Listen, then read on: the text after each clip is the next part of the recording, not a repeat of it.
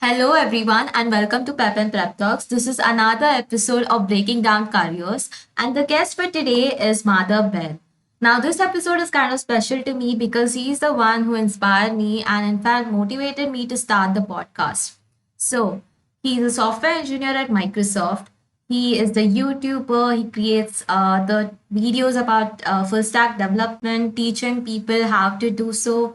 And the highlight of the whole YouTube channel is the app a month, in which he teaches students to create an app in a month by putting out series of videos. He also writes technical blogs. He's a public speaker himself, and in fact, he's a mentor to a lot of students around the community. And he uplifts them to basically pursue tech or even in the fact of personal growth itself. So, by looking at all of this, you must have guessed that he has his own personal brand that is the Lean Programmer. You can just search it and you'll find it how insightful and useful it is for people who are trying to pursue technology and are kind of confused about where to start from. So, I'll link down all these things in the description box. Do check it out. I really like this conversation. It's very insightful and I hope you enjoy it.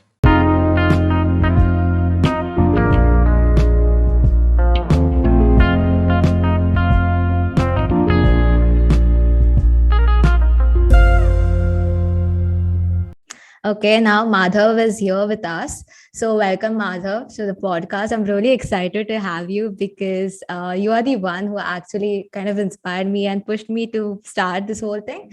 So, thank you so much for being here. And now I'd like to have a quick intro about you because whatever I'm going to say is going to be pretty formal. So, how about you talk about yourself too? I would say I'm just another developer who is just trying to explore everything. I've been into podcasting, but that did not work out for me, so I left podcasts. Then I started writing blogs. That did work out for me, so I kept on writing blogs. Then I explored YouTube as well. I have a channel, youtube.com/leanprogrammer. Do visit it. Then I keep sharing my thoughts on Instagram and LinkedIn as well. So if you want, do check it out. LinkedIn.com/in/Madhav and Instagram, it's the Lean Programmer. And most of it, I'm just trying to help the student community as much as I can. I try to connect with people just like I connected with you, Bilwa. And I am Yeah. really glad to know that I could motivate you to start your own podcast. I still remember the time when you were asking me for ideas and then we connected. So it's really great to see people like you because trust me, trust me on this. I'm not faking the number, but I guess on an average, every year I think I get to talk with around 200 or 300 people who are willing to start something new, Hmm. blogging or uh, podcasting or YouTube channel. Right.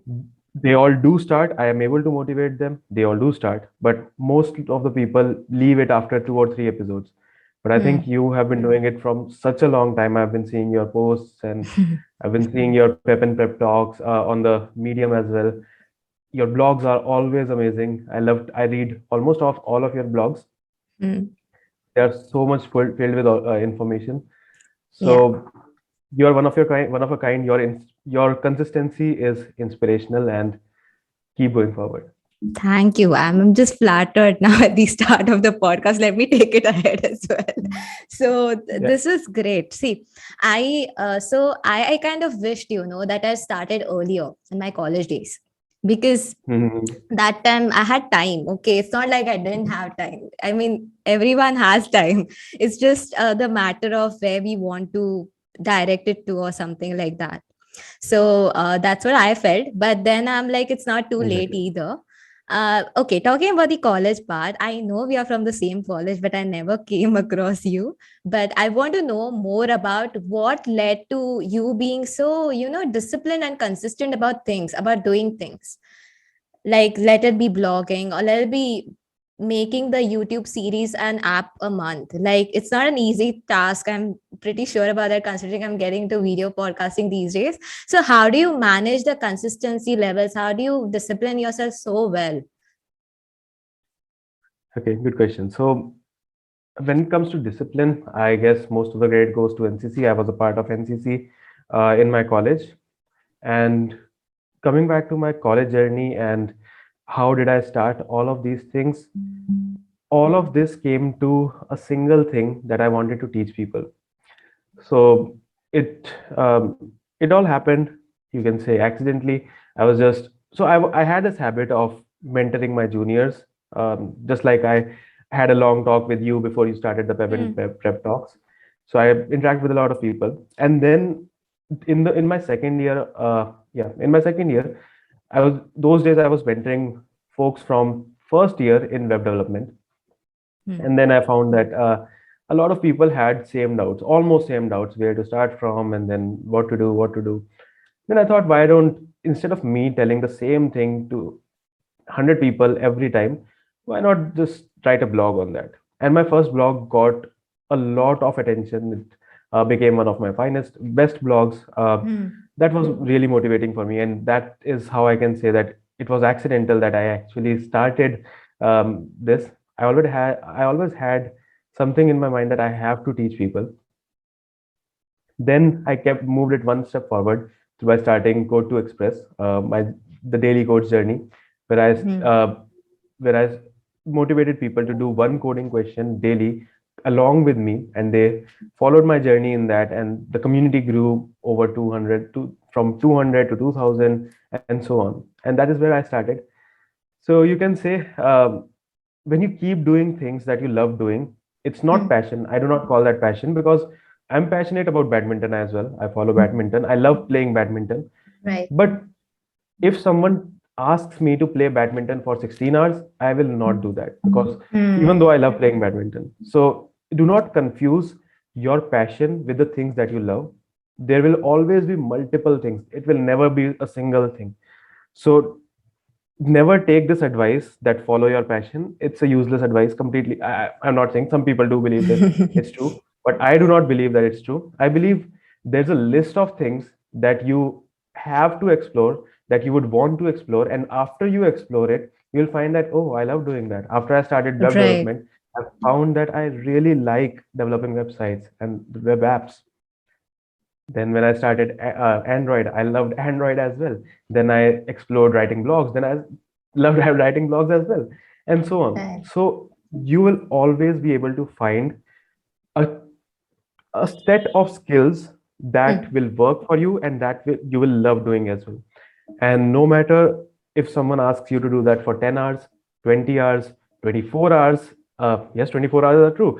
Coders can relate with that. There's this thing called, if everyone is not from the coding community listening to this podcast, there's this thing called hackathons that happen in coding Hmm. community, where you have to code continuously for 36 hours. They don't force you to code, but if you have to complete the project, you would definitely need 36 hours or less. So yeah, if you love Yeah. doing that, you can do that thing for 36 hours straight as well. So you will never feel time as something that you have to track when you love doing something. And that is not a passion. So you can find, no matter who you are, where you are from, you can always find a set of these skills that will produce the maximum results for you, that you actually love doing as well. So you have to just find a combination of these things. For me, it's development, teaching, and public speaking. I found that, and blogging as well. And I Hmm. combined these four skills to form a brand for myself, the Lean Programmer. And you can do that as well. All of you can Yeah. do that. You just have to find three or four skills Hmm. and excel in that. And how can you find them? By exploring all of those things, all of those things. Definitely. I agree to all of this. I mean, I myself have been exploring quite late, but yeah. And it helps a lot. It does because as you said, like you like different things. It shouldn't be like one thing. And I just realized that I like doing this. I like podcasting as well. So that's pretty much it. And yeah, so okay, about after that part, I wanted to ask you one thing. Usually, when I call people on this episode, I talk about their role at the company. So now, since we already had a software engineer from Microsoft, should I ask you again about what you do? Because there are many teams in like Microsoft, sorry, the domains must be different too. So maybe elaborate on your role. And if it's almost the same, then I won't ask you much more questions. But it's good for people to know that when you say software engineer, it just doesn't mean that it's the same kind of role everywhere. Yeah, definitely. So who came to the podcast before me from Microsoft? Is Veda. He's my age only. So I see. he works at US. So maybe I tell us see. about India. Got it. Yeah. Yeah. So definitely, it's not like if you are a software engineer, your role would be the same. There are hundreds of teams in almost every company. There are so many teams, there are so many projects going on.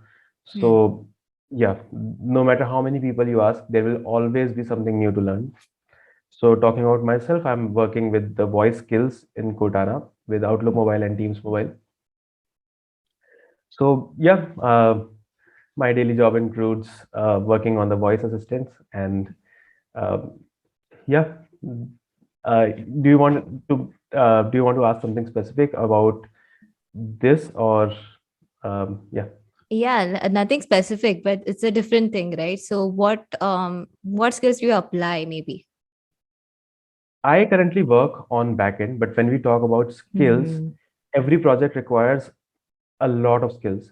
That's Talking true. about Cortana, talking about any project, talking like if you have to say specifically to my project, Mhm. uh, we we have partnering teams. We work with a lot of teams. There's a Mhm. different teams that might work for security. There's a different team that works for front end. We work for back end. There's a different team that will work for the machine learning and machine learning models and data science and so on.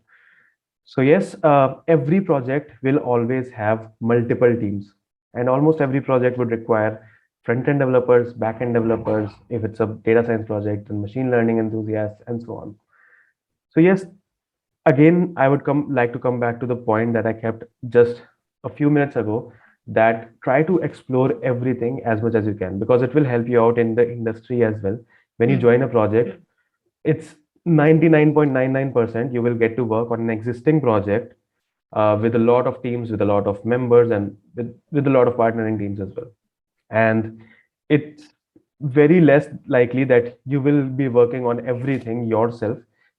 Front end people will be separate, security people will be separate, back end people will be separate, and release engineers will be separate, and so on. So if you spend some time in college, it will not take too much time. It will just take 5 to 6 months in your initial college years to explore a lot of domains, or let's say 1 year to explore a lot of domains. But now that you have knowledge in these domains, you can confidently talk to people from Hmm. different teams, and you will not be blocked on them. You can go through the code base for small things. So if you are only limited to your knowledge only, let's say, um, we always talk about the specific thing that being a jack of all trades is a bad thing.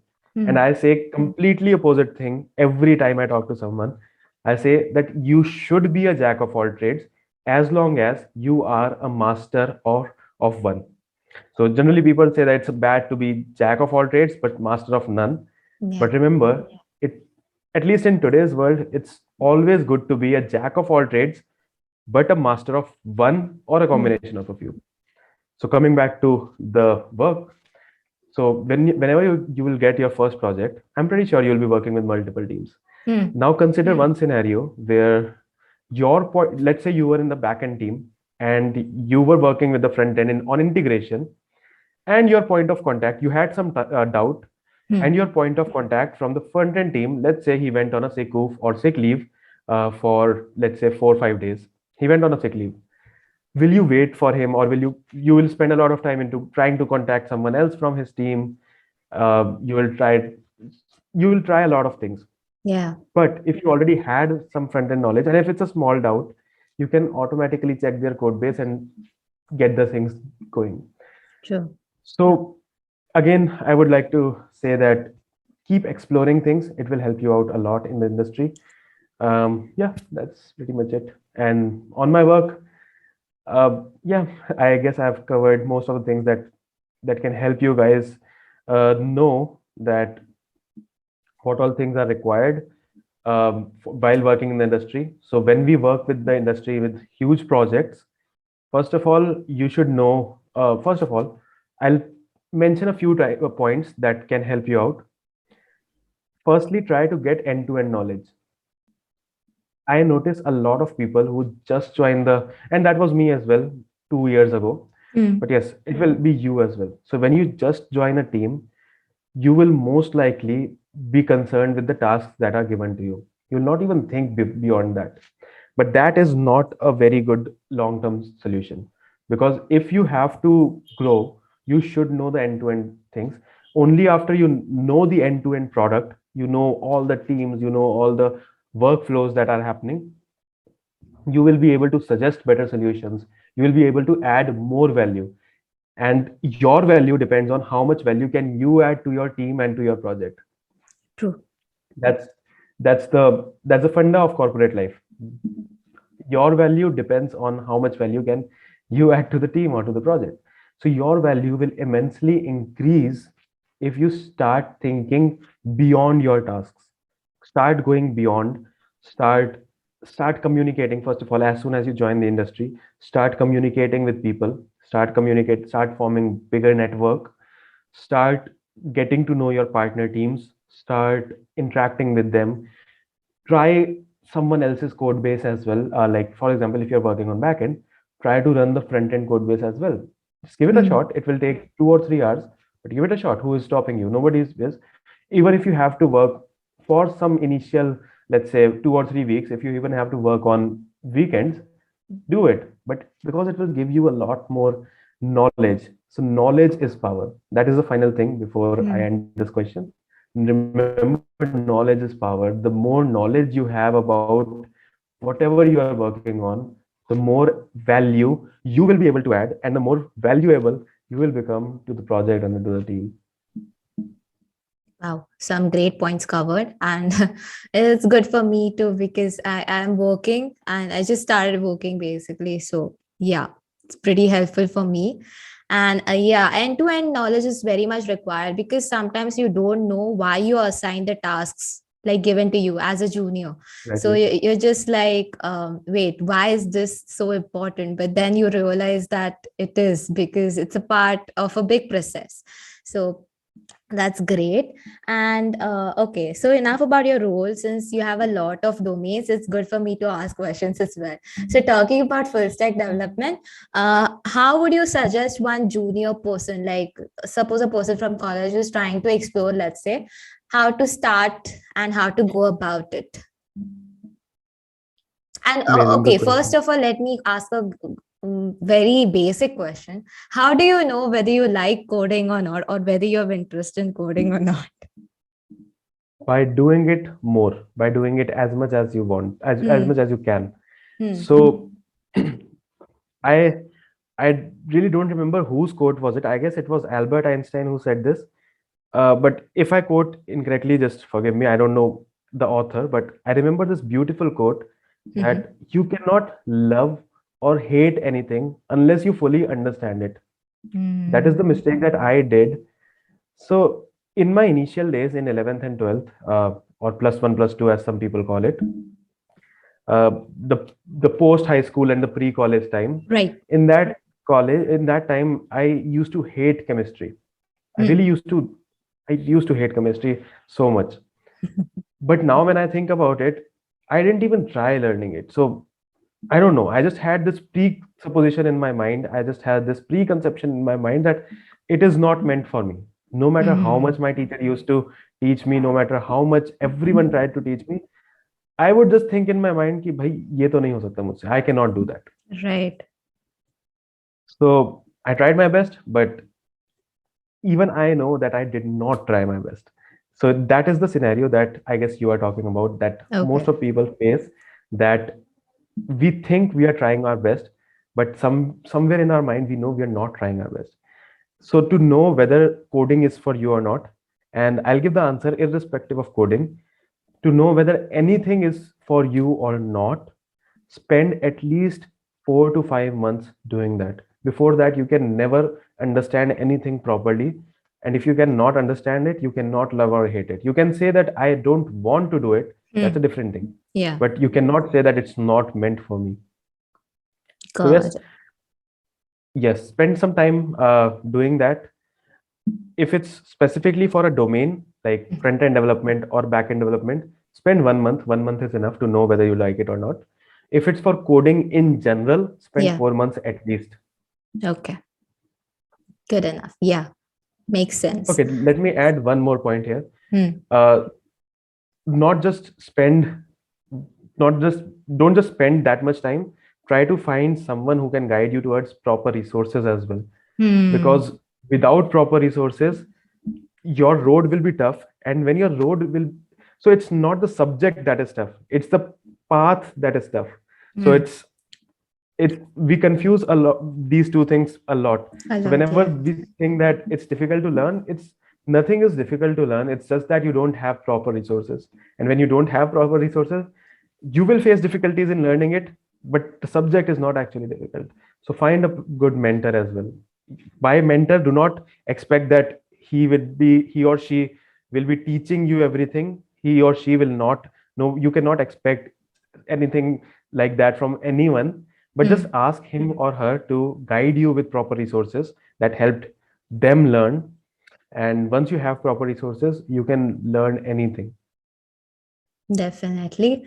Now coming to the roadmap part, full stack development, like, or let's say, we can just give in brief. It's not like you know need to go in details, but yeah, if someone is wanting to start, then where should they start first of all? I would definitely say start with web development, because web development has a lot of benefits.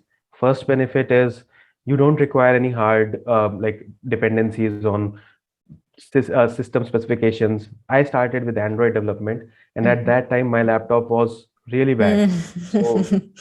it used to take 1 hour, I'm not kidding, 1 hour to literally build the code. And I did not do that. So I just wasted 2 months in trying to build the code. Hello world, Mm. like not that much, but I'm Yeah, yeah. exaggerating a little bit. But yeah, it will just waste your time. So Android if you Studio is have pretty heavy. Yeah. exactly. So first benefit, it does not require any system specifications. Second thing is it's very easy to learn. Web development is, at least front end development is much more easier than I think it is, at least at the basic level, and you Mm. can get a good grasp out of it. Third thing is it gives you a good understanding of how things work over the web, because at the end of the day, when you will be working on any other kind of development, let's say desktop app development, iOS development, Android development, or any other, the backend for each of those application is going to remain common. So Right. you will have to call the APIs and all. You will have to make network calls over the web, over the network. So you'll get a good understanding of how actually web works, because everything started with web itself. So I generally prefer people should start with web development. Uh, spend 1 month. I'll just give a quick roadmap here. And yes, it's not something that you have to follow. It's something that I recommend.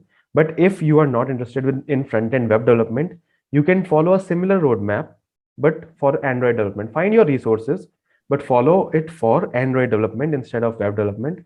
But the process would be similar, almost similar. You'll have to divide the subject into chunks. So for web development or for any other subject, always, first of all, before starting it, do not start it in an ad hoc manner. Before you start learning anything, just take a sheet of paper and draw a roadmap for yourself. And before doing that as well, first divide the subject into various topics that you need to cover. So web development can be covered. So for Android development, you'll have to find out on your own. For Mm. web development, you can start off with HTML, then CSS, then JavaScript, then probably some front end library like Bootstrap or Materialize, then probably some JavaScript libraries for front end, let's say React.js, and then you will have good enough experience and knowledge in front end development. So these were the topics for front end, and then jump to back end. Start Mm. learning Node.js, start creating your own APIs, start doing full stack projects, and so on. So I would say a quick roadmap would be start off with HTML and CSS. You do not have to learn everything by heart. Everything you can just everything is there on internet, but make your own quick projects in every topic you learn. So I divided front end development into 6 topics right now. So for all those 6 topics, have a mini side project whenever you are learning that. So spend 2 weeks on HTML, or 1 week on HTML, then next 2 weeks on CSS with a side project, then next 2 weeks on JavaScript with two side projects, then next 2 weeks on Bootstrap, with another side project. Then next 4 weeks for React.js with a big project. So it will take time. It will take 2 to 3 months, but you can definitely learn it. Awesome. I wouldn't add anything because I haven't tried it yet. So this is the roadmap, guys. And yeah, it's pretty awesome. So coming to your let's say YouTube part, what so you wanted to teach, you said, and you thought it was the best medium to reach out to people. Is that what you thought about? Yes, exactly. I thought it was the best, but now I have second thoughts because there's a lot of I don't know whether I should be cribbing about YouTube, but on here as well, here or not. And that's why I kind of stopped making YouTube videos as well. And I'll restart it sometime, some I guess in a month or so. But see, YouTube has a little bit of problems. Like whenever someone has to ask any question, Hmm. I generally ask them to put copy and paste the error message there. And when they put the Oh. error message on the yeah when they put the error message on the comments, YouTube algorithm thinks that it's a spam and they deletes the whole comment itself. Hmm. And Hmm. people end up thinking that I have deleted their comment and I can't do anything about it. And then I personally reach out to them on Instagram or LinkedIn that, hey, it's not me, it was YouTube algorithm. Please ask me your question again. So Yeah. definitely that's why I actually stopped making tutorial videos after June. I'm still thinking of a better platform. I do not know of any as of now. So if Hmm. you have any recommendations, feel free to reach out to me on LinkedIn. Do text me about what platform do you want to see me on. And if I don't get by December, I'll continue on YouTube itself probably because yeah, I can't think of any better, but cool. Yeah, Yeah. that's what. Okay, got it, got it. Yeah, actually makes sense. But it actually doesn't delete the actual spam comments. That's what I've seen. Some of them. Yeah, exactly. It does not delete, it deletes the error messages thinking is they are spam, but it does Hmm. not delete those weird messages that are actually spam. I do not know. I guess they are bots generated by I guess they are bots which keep commenting these random stuff on the videos. Yeah, actually, but yeah, funny algorithm, I must say.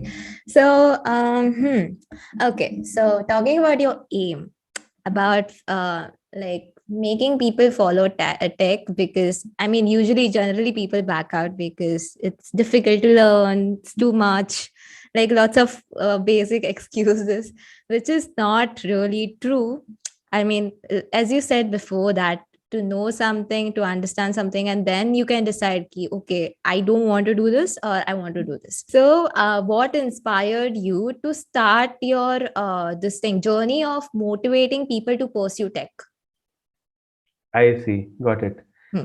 That's a very, very good question. So I would say initially, okay. So what's led me start motivating people? I thought that this question was initially around what led me start my journey in tech. So I'll answer both of them because it's an Sure. interesting one. Yeah. So yeah. So first one, what led me start my journey in tech? So there are a few things which you don't even know. You get in those things by chance, and then you feel that this was what I wanted to do.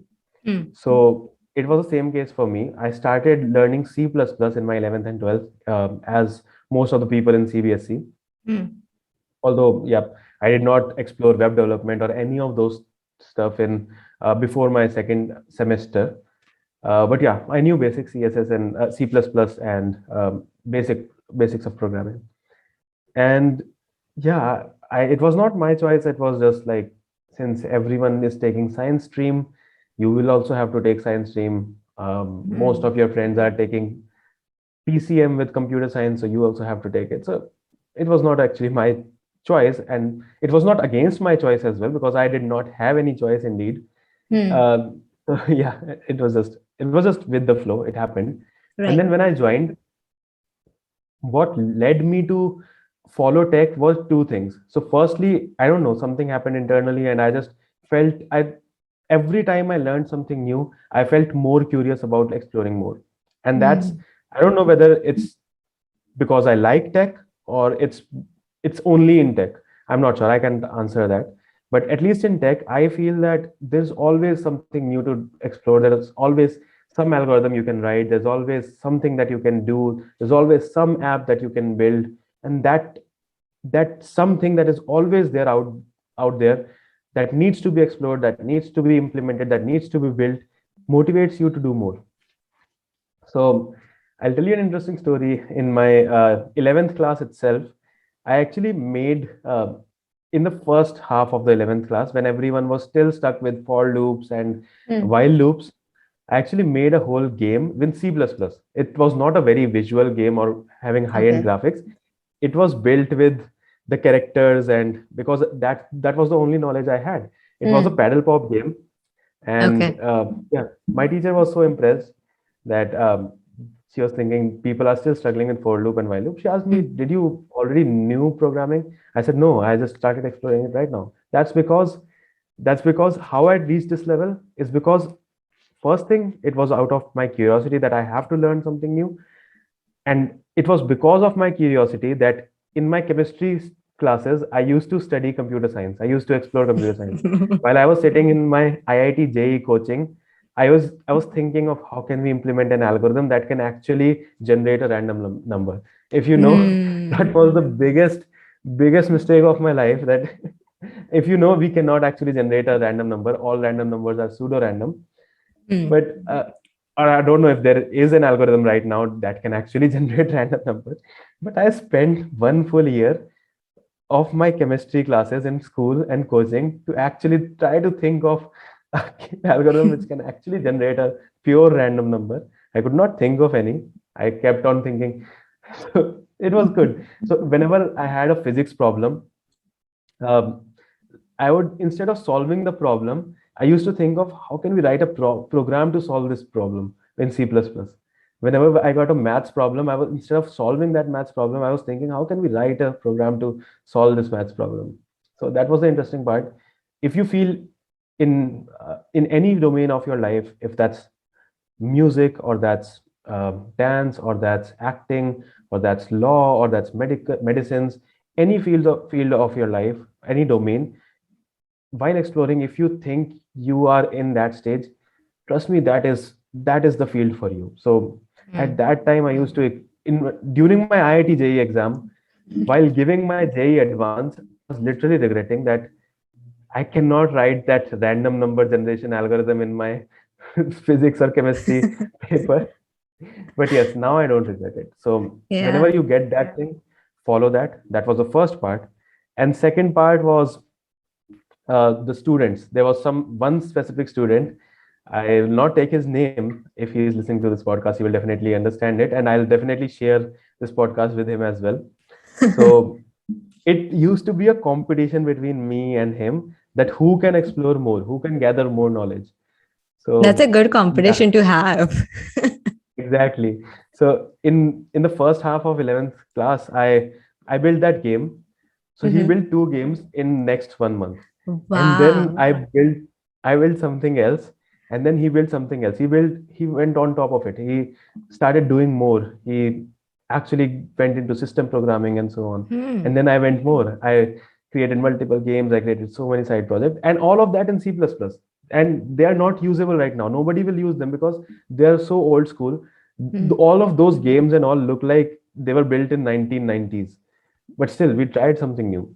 Yeah, that's So important. Such exactly. So programmers second at hearts, literally.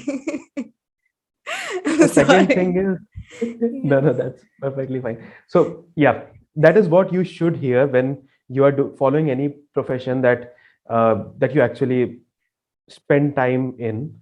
So you should be in that stage, and that is called the stage of flow. Nothing else should matter. And I believe more than programming, that thing happens with me while talking. So I know that Bilwa just asked me one question, and I've been noticing the time. It's been 10 minutes since I've been answering this question, and I did not notice the time. So that is a state of flow that you should achieve while doing something that you love. So public speaking is that thing for me. Yeah. So that there were 2 points here. Whenever you are trying to do something, first thing is explore as much as you can. Second thing is have people who are better than you in your network. Always have. So I generally believe in being the weakest link in my chain. Whenever you are the weakest person in your team, or whenever you are the weakest person in your circle, in any profession, you will always grow. So I just took this example I just came back from judging a hackathon. It was a hackathon in VIT. I judged a lot of teams in the morning, and then I'm recording this. So one person asked me this question. Okay, if I'm not deviating the topic a lot, should I share the Yeah, story yeah, as well? of Or course, of course. cool, cool. So he just asked me this question that there's this person whom I always tend to compete with, and I feel that even though we started at the same place, now he is much, much better than me. Mm, That was his question. He said that even though we started learning web development at the same time, but now I feel he knows backend development, he knows React JS, he knows so much, right. and I just know HTML, CSS, and JavaScript. What should I do?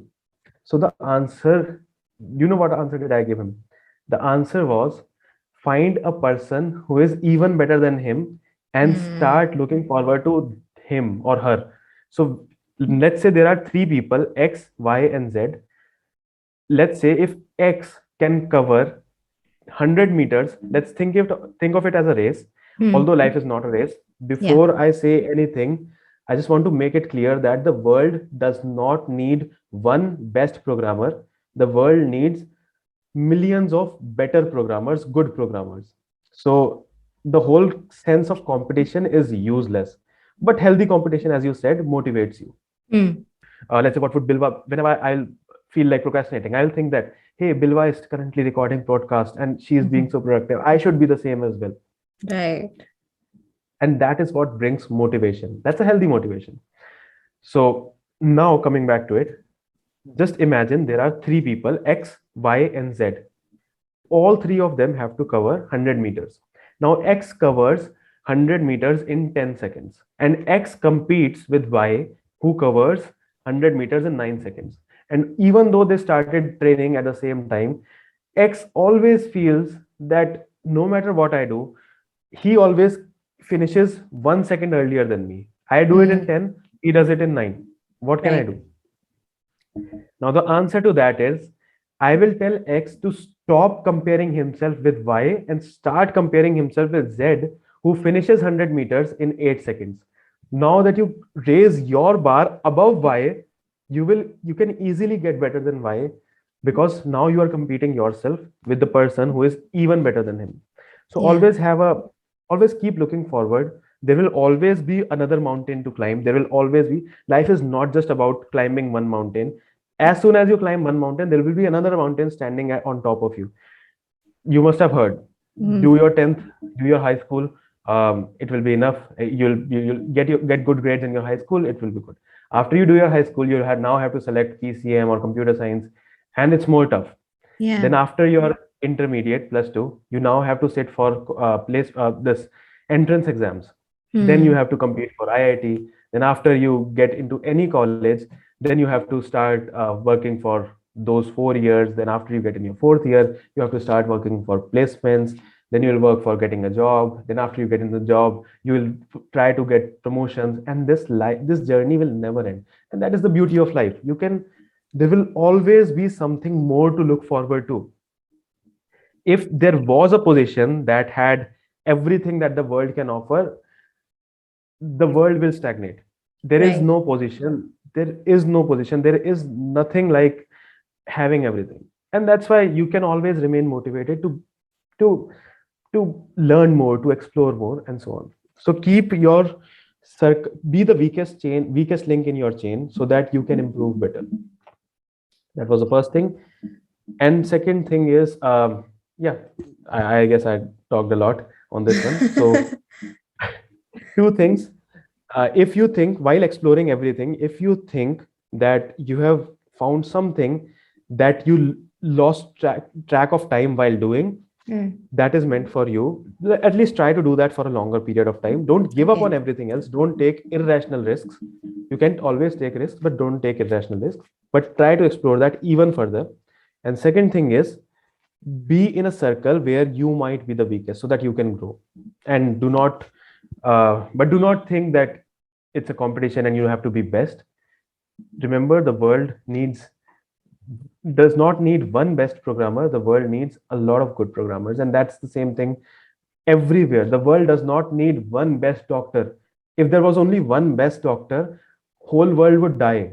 The Yeah, world needs hundreds, thousands, millions of good doctors instead of just one best doctor. That's perfect. the same thing. Yeah, Okay. that's Yeah. And now the second question that I had to answer, that was what motivated me to motivate people in tech. hmm. I guess a part of that I've already answered, that when I started doing that, when I started blogging, when I started teaching people, when I started mentoring people, it was the same thing. I used to, just like I am right now, just like Hmm. I'm interacting with Bilva and I'm answering the questions that she is telling. Just for you, you are listening to this podcast right now, and I have completely lost track of time. We started, I think, around 6:15 p.m. and it's 5:15. It's already 6. It's already been 45 minutes, and I have just answered her two questions. I I would really recommend Bilwa to cut a lot of parts in between so that we can keep this podcast short. Yeah, But yeah. trust me, you might see only the 45 minutes, but we had this conversation ongoing for 1.5 hours, and we did not even think. I did not even think about what's the time right now, and that Hmm. is something that I found while mentoring people, and that is what motivated me to keep going forward in mentoring people.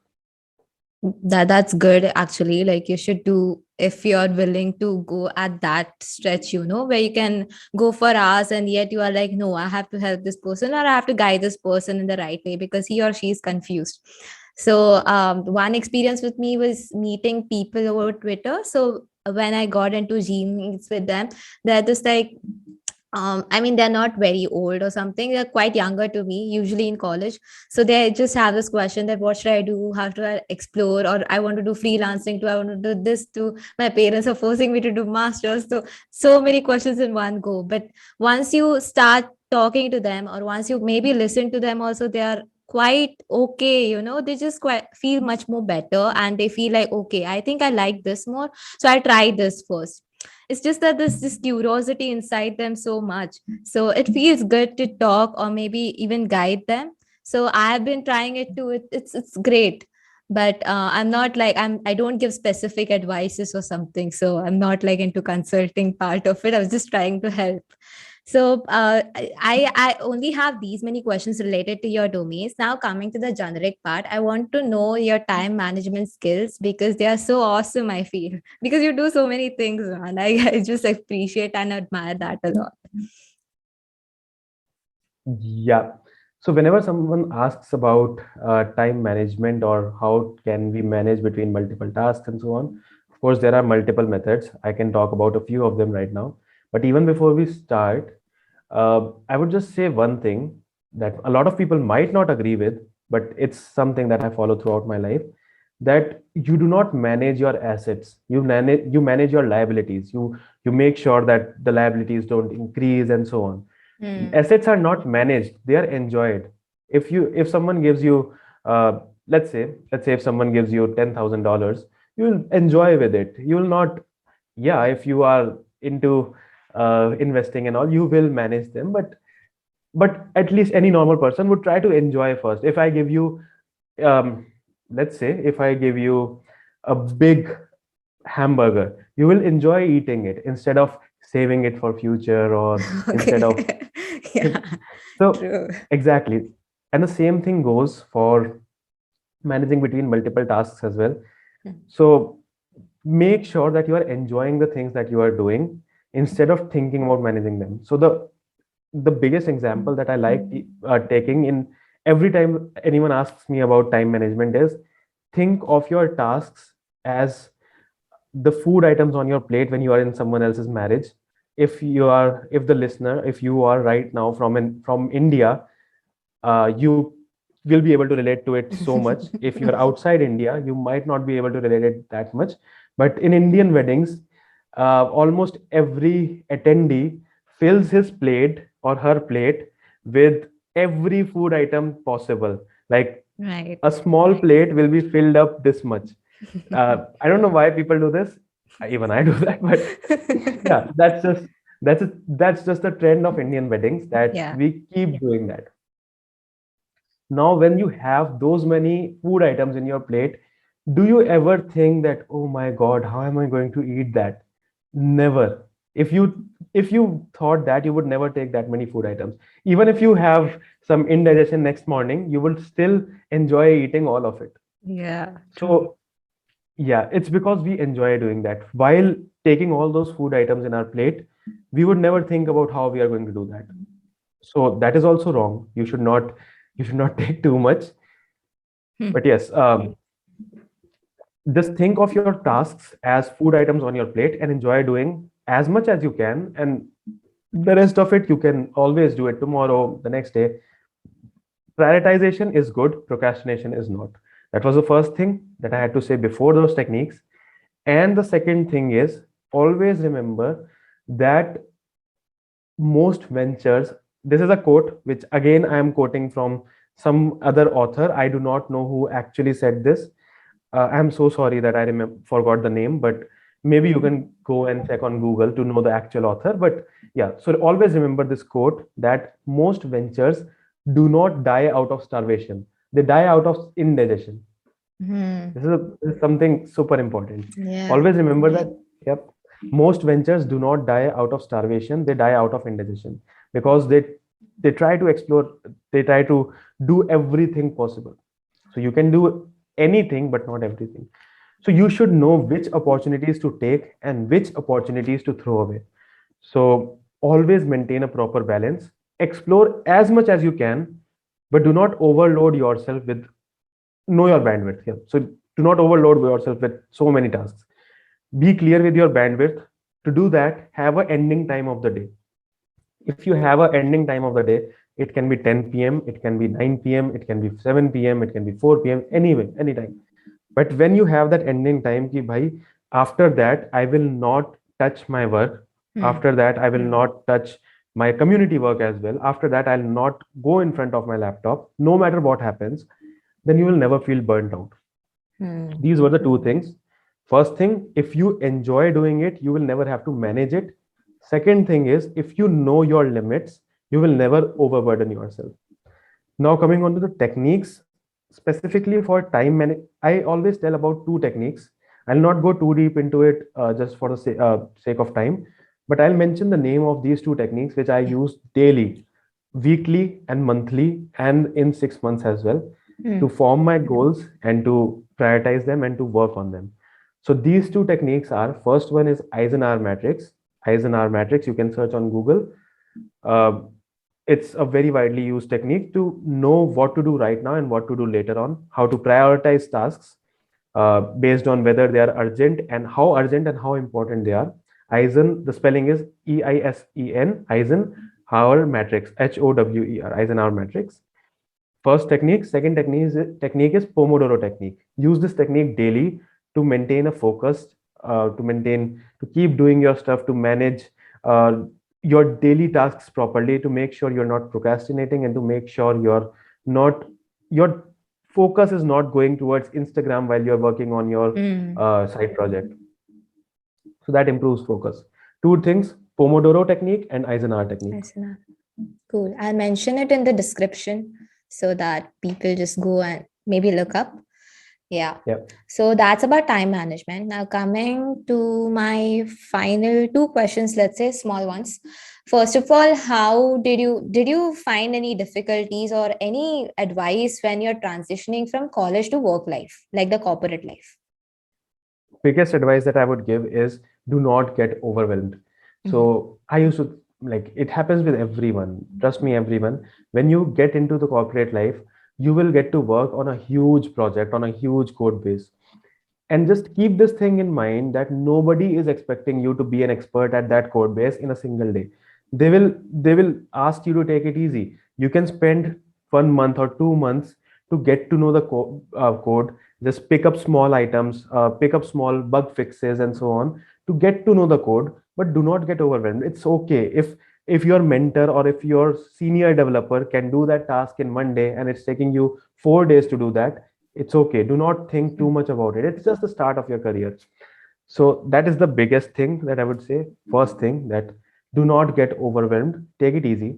Second thing is, go one step beyond what you are told. As in, um, if they are asking you to do one task, do that task, but simultaneously know what value does that task add to the overall project.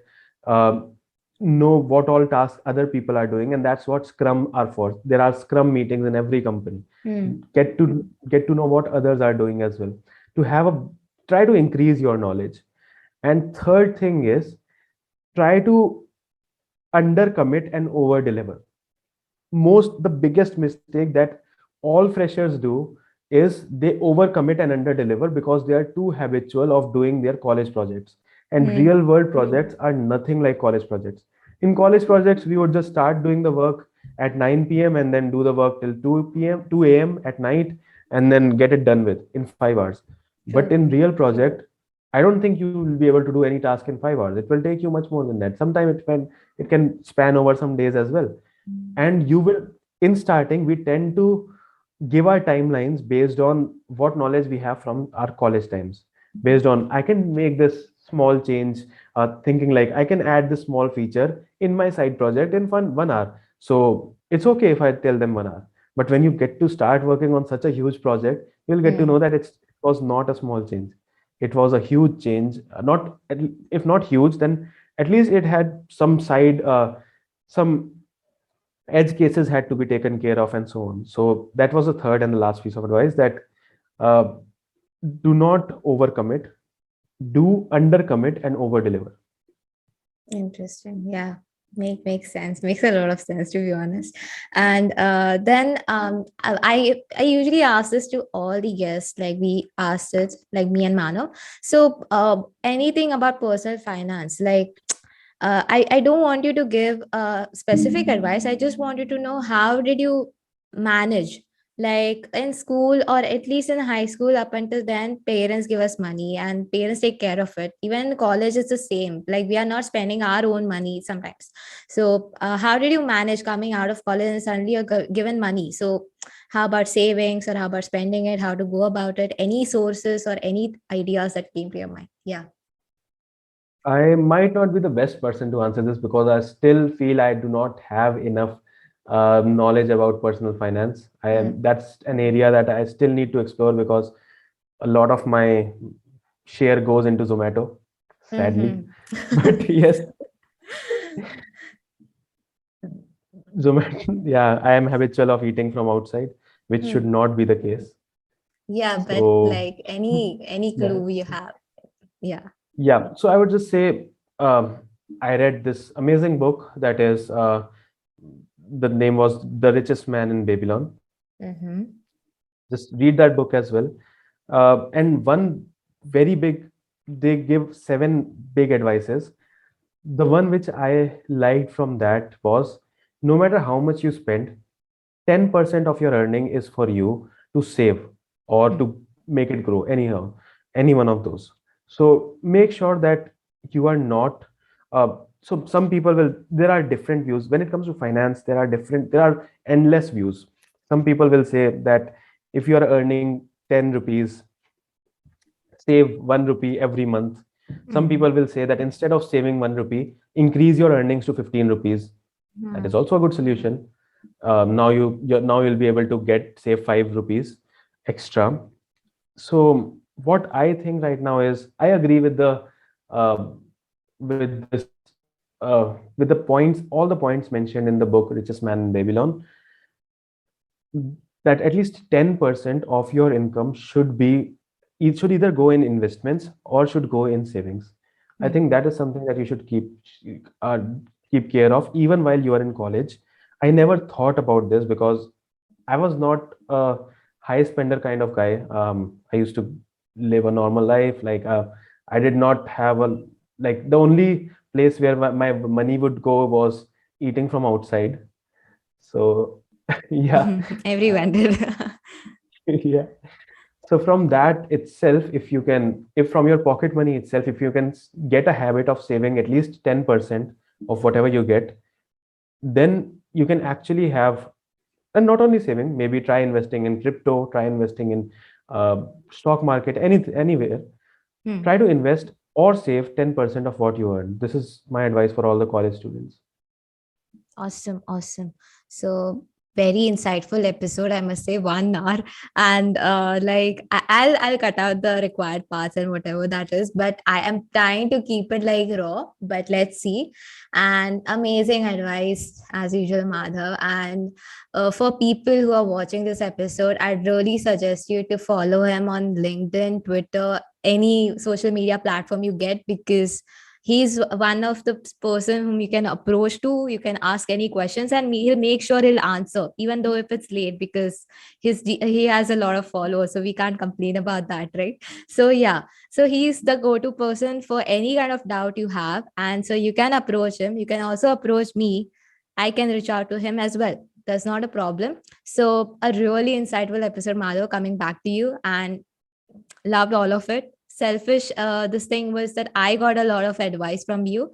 So so you have a one fan already from this video, and it was great having you. Thank you for giving your time, considering you were judging an hackathon too early, like in the morning. So thank you so much for coming. Yeah. Thanks a lot, Bilwa. It was my pleasure. And everyone who is listening to this podcast, keep exploring, keep learning. All the best.